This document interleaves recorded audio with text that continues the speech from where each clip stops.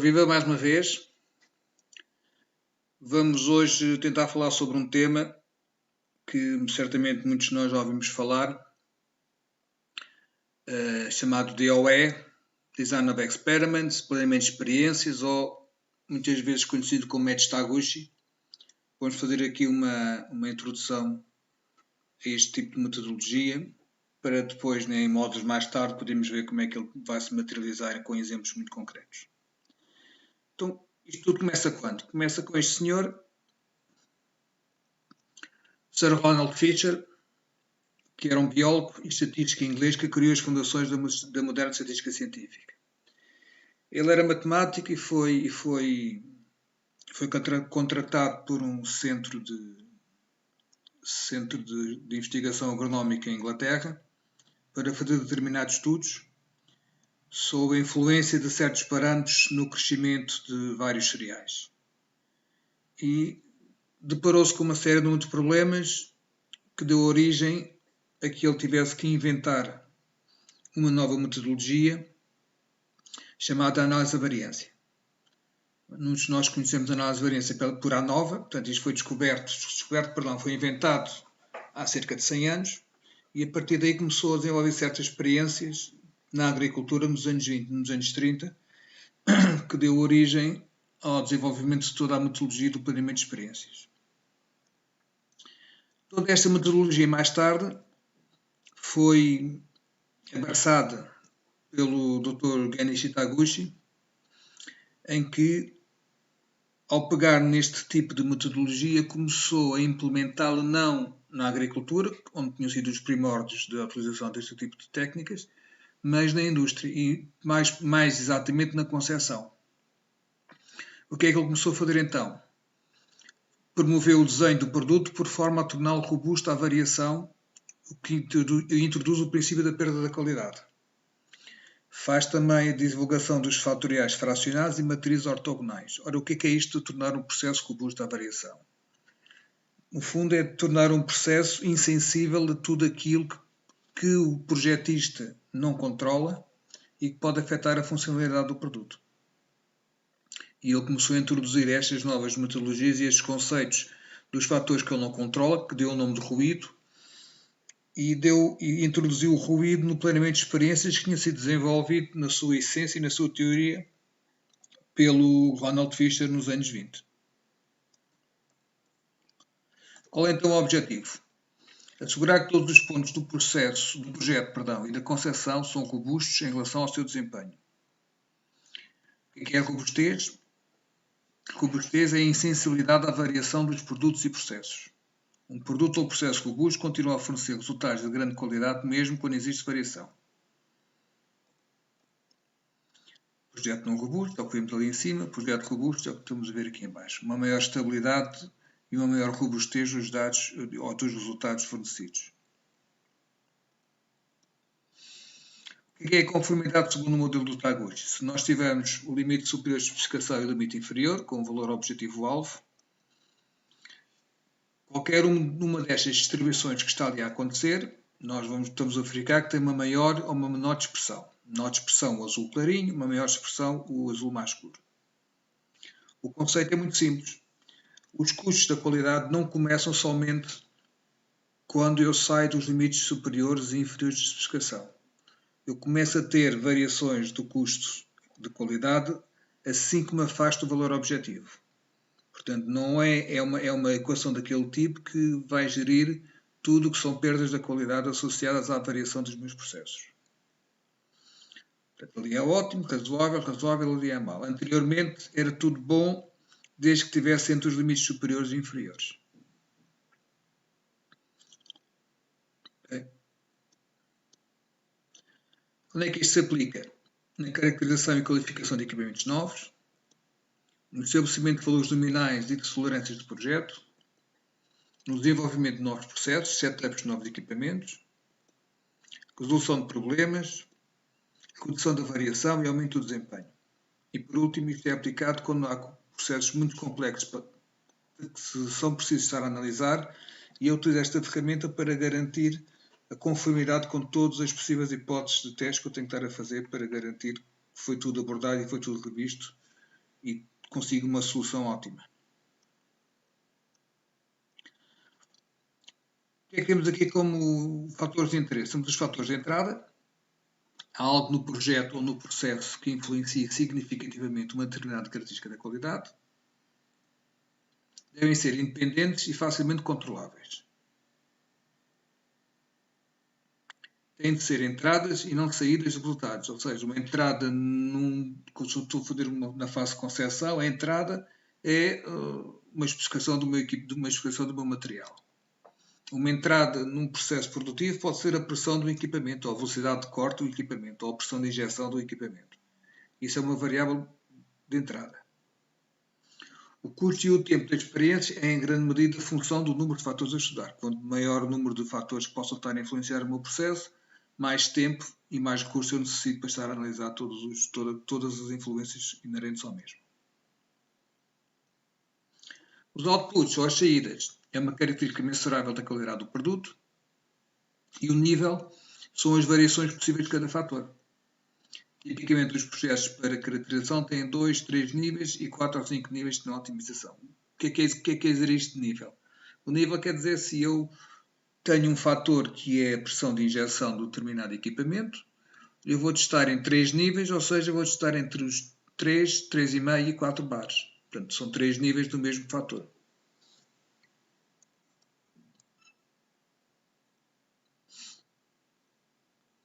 O que é que temos então no nosso resumo geral? Temos os fatores de controle, que são os parâmetros materiais que entram dentro dos equipamentos, se eu estiver a falar na otimização de um processo. Tenho os outputs, que são as respostas ou a característica que eu estou a produzir com aquele equipamento. E tenho ruídos. Os ruídos que têm a ver com alterações ou variações do material, variações dos equipamentos e variações dos operadores. Isto é tudo aquilo que afeta o processo do meu produto. Que pode também ser contaminações, umidades, temperaturas ambientes. Há certos produtos em que todos estes fatores não controlam, ou seja, não fazem parte de uma especificação do processo ou do produto, e eu sei que vou influenciar um determinado produto ou um determinado processo. A ideia é o quê? É pôr o meu processo ou produto insensível ao ruído, tanto interno como externo.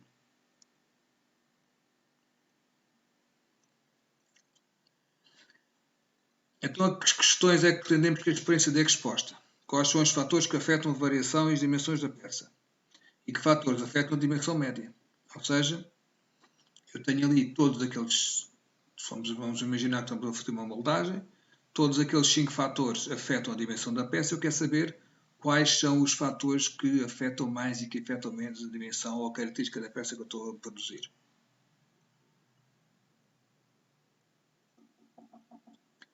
Que tipos de fatores é que existem? Basicamente existem 4 fatores. São os fatores que afetam o valor médio e a variação dos outputs em simultâneo, os fatores que só afetam a variação, portanto não mexem no valor médio da característica que eu estou a produzir, os fatores que não afetam a variação, mas só afetam a média, portanto só deslocam a minha curva mais para a esquerda ou mais para a direita, ou são aqueles que não têm influência na resposta. Ou seja, eu passar de uma pressão A para uma pressão B, o output é sempre o mesmo. E na prática, todos os fatores que eu estou a analisar caem dentro de uma destas 4 classes de categorias. Por exemplo, a variação da temperatura afeta o valor médio e a variação em simultâneo. O tempo de ciclo só afeta a estabilidade, só afeta a dispersão. A variação da pressão já faz com que o valor médio se altere. E a variação do material, entre dois materiais, nenhum deles tem influência no processo final. Portanto, o que eu quero é pôr os meus fatores e distribuí-los nestas 4 caixinhas. O primeiro passo, então, é encontrar os fatores que afetam a variação e utilizar estes fatores para minimizar a variação. Portanto, o objetivo primeiro, vou diminuir a variação, e o segundo passo é encontrar os fatores que provocam um desvio da média sem afetar a variação e usar estes valores para ajustar o resultado médio do alvo pretendido. Portanto, o que é que eu faço em primeiro lugar? Reduzo a variação e depois vou deslocar a minha curva sem afetar a variação mais para a esquerda, mais para a direita, consoante a indicação que eu tenho do processo anterior. Como é que eu implemento então os métodos de Taguchi? planeamento de experiências, ou seja, defino os objetivos, o método de medição e os fatores de influência. Em seguida, desenho o meu plano de experiências, identifico os fatores e níveis e digo quantas experiências é que eu vou ter que estar a realizar. Depois conduzo as minhas experiências de acordo com o plano definido. Em seguida, analiso os resultados.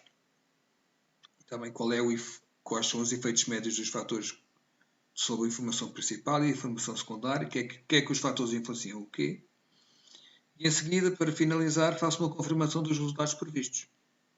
Ou seja, consoante a análise dos resultados, eu vou voltar a fazer uma experiência de confirmação para confirmar que realmente houve uma melhoria. No fundo é o ciclo PDCA. Aqui nesta fase faço o check para verificar que as ações que eu implementei no meu processo são realmente estáveis. Plano de experiências. Imaginem que se eu tiver estes 8 fatores do A até o H que possam estar a influenciar uma determinada característica. Cada um destes fatores está a ser desenvolvido a 2 níveis, ou seja, vai ser testado a 2 níveis. Por exemplo, o ângulo do corte, que é o fator F, eu vou testar com 45 graus e com 75. Se eu tiver que estar a produzir todas estas experiências, na prática, o que é que eu tinha que estar a fazer? Tinha que estar a fazer 256 combinações possíveis. Ou seja, tinha que fazer 256 ensaios em que cada um tinha que produzir uma série de peças para conseguir tirar alguma conclusão sobre quais realmente é que são os fatores que estão a afetar a característica que eu estou a produzir. Ora, isto é impraticável. Então, por isso é que eu uso a metodologia do planeamento de experiências, fundida com os métodos Taguchi, para fazer o quê? Para fazer só uma parcela ou uma parte dessas todas as combinações possíveis. Ou seja, os métodos Taguchi vão fazer o quê? Vão, de todas aquelas 256 combinações, vão-me selecionar algumas e eu só vou fazer essas. Assim, apenas uma parte dessas combinações necessita ser realmente testada. O número de experiências, então, será a função do número de fatores e dos seus níveis. E o Sr. Taguchi arranjou-nos umas tabelas ortogonais para nos facilitar a nós a selecionar quais eram as experiências. As matrizes ortogonais, há uma listagem de todas elas, está disponível em todos os sites que vocês procurarem no Google. Está bem? Portanto, uma L4, que é a primeira que está ali em cima a aparecer, eu consigo testar 3 fatores com 2 níveis cada. Portanto, e etc. Tem por aí fora desde 3 fatores até 31. Portanto, podem ver que isto há uma grande quantidade e uma grande flexibilidade destas matrizes. Por exemplo, a matriz L423 é uma matriz deste tipo que diz o quê? Que diz, eu tenho 3 fatores, que é o 1, 2 e o 3, que está na primeira linha superior, e vou fazer 4 experiências. Na experiência número 1, o fator número 1 vai estar no nível 1, o fator número 2 vai estar no nível 1 e o fator número 3 vai estar no nível 1. Portanto, ele vai-me dizer ali, nas 4 experiências, quais são as 4 combinações que eu teria que estar a usar. Se eu tivesse que fazer isto sem usar uma matriz de experiências, eu teria que fazer 8 experiências. Neste caso, vou reduzir para metade a quantidade de experiências que eu tenho que estar a realizar. Do mesmo modo, se eu tiver 8 fatores, se eu tiver 7 fatores, do 1 até o 7 lá em cima, neste caso tinha que fazer 128 combinações e ele vai-me selecionar somente 8 e vai-me dizer das 8 quais são aquelas que eu vou ter que estar a realizar consoante os 1 e os 2 que estão dispostos aqui no centro da matriz. Mais uma vez, experiência 8, que é a última linha. Os fatores 1, 2, 3, 4, 5, 6 e 7 vão estar nos níveis 2, 2, 1, 2, 1, 1, 2.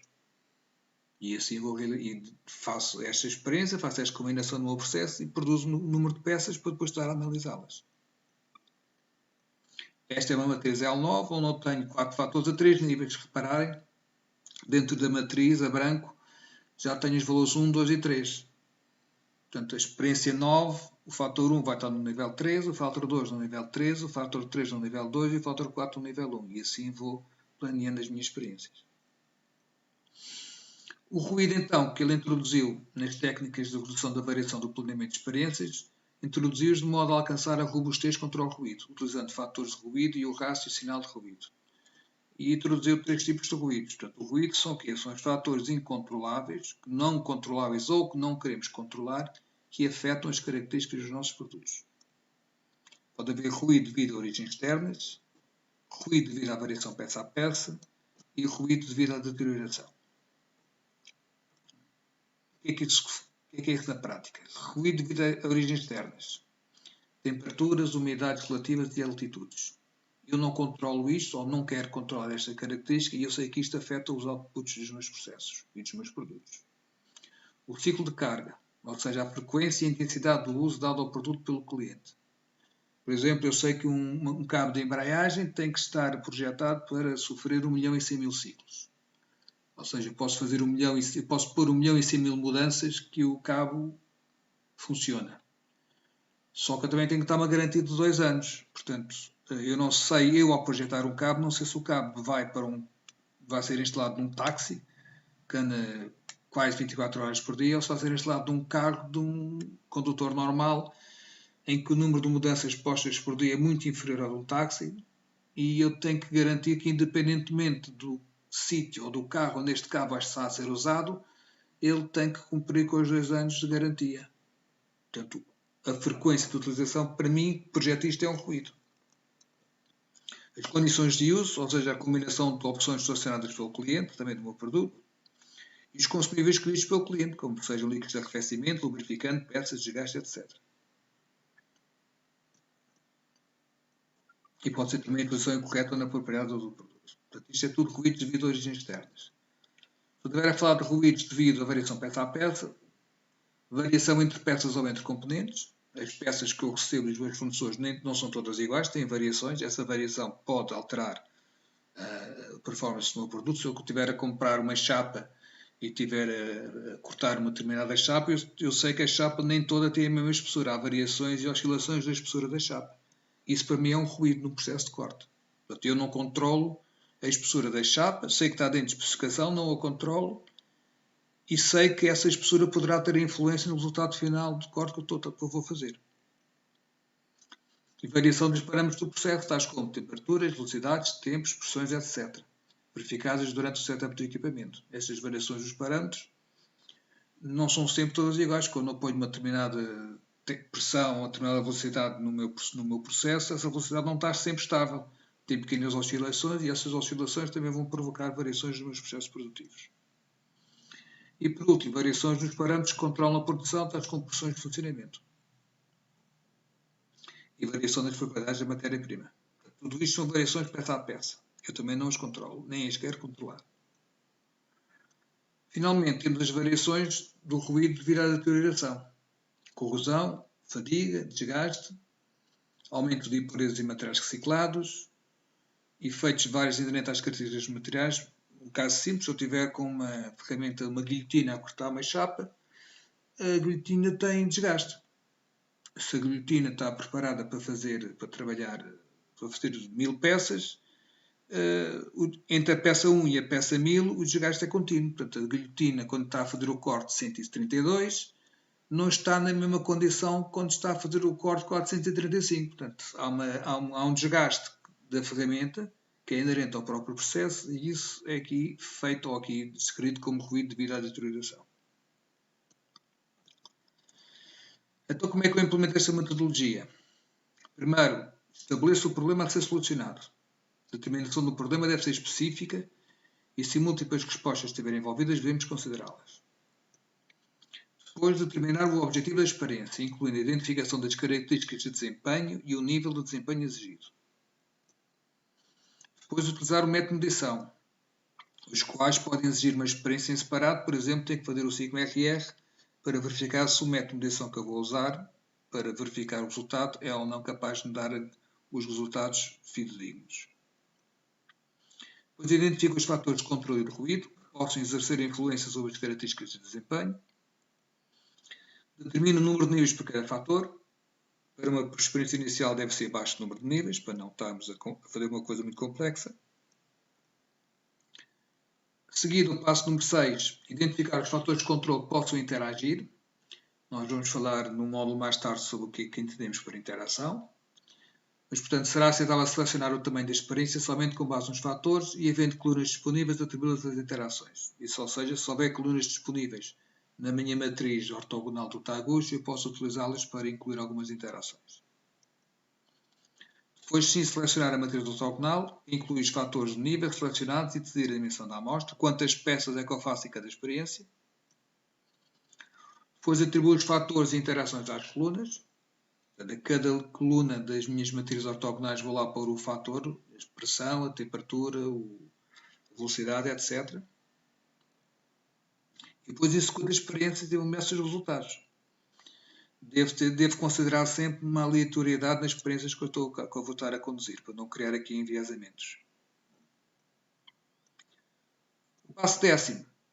Analisar os dados através de um dos vários métodos, análise de valores médios, análise de variância, sinal de ruído. Portanto, são outros métodos que nós podemos utilizar para analisar estes dados. Vamos também, em próximas oportunidades, ver como é que eles funcionam. E no final vou interpretar os resultados e determinar quais os fatores que exercem e os fatores que não exercem influência na característica principal do desempenho. Portanto, na prática vou pegar agora em todos os fatores que querem analisá-los e vou pôr naquelas 4 classes. Só afetam a média, afetam só a variação a média simultâneo ou não afetam nenhuma das características. Depois seleciono os níveis ótimos dos fatores de controle que mais influenciam, faço uma previsão dos resultados esperados. Os fatores influentes são somente os que possuem um nível determinado ou controlado e os fatores não influentes estabelecem o nível de custo mínimo. Se um fator não tem influência numa característica de qualidade que eu estou a medir, eu então ponho o fator num nível em que seja mais barato. Assim, o que é que eu vou fazer? Produzo com a mesma qualidade, mas a menor custo. E, por fim, executo uma experiência de confirmação, de modo a demonstrar que os fatores e níveis selecionados realmente proporcionam os resultados desejados.